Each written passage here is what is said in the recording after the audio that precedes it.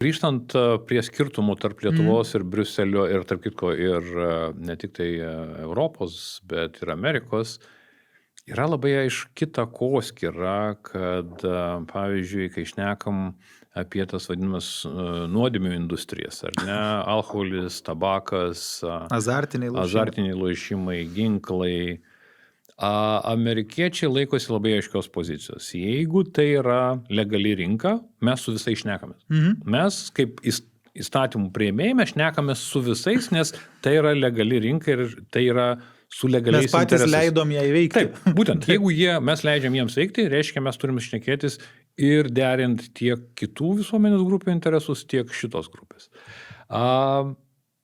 Europoje, Lietuvoje staiga atsiranda tokių įdomesnių atvejų, ar ne, kai viena ar kita institucija sako, o mes žiūrėkit, su šitos industrijos ar atstovais ar lobistais nesustiksim. Yra to.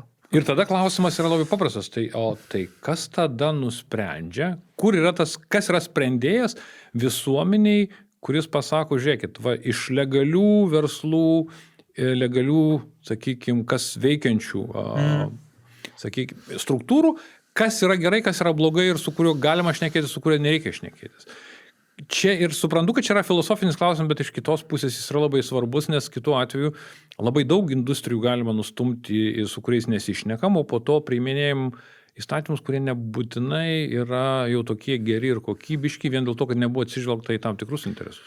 Būtent ir čia tos nuodėmių industrijos yra tokios klasikinės, galima sakyti, kurias mes paminėjom, bet kai žiūrim į pasaulį, kuris juda, kuris vyksta, nežinau, ginklai tie patys, ar ne?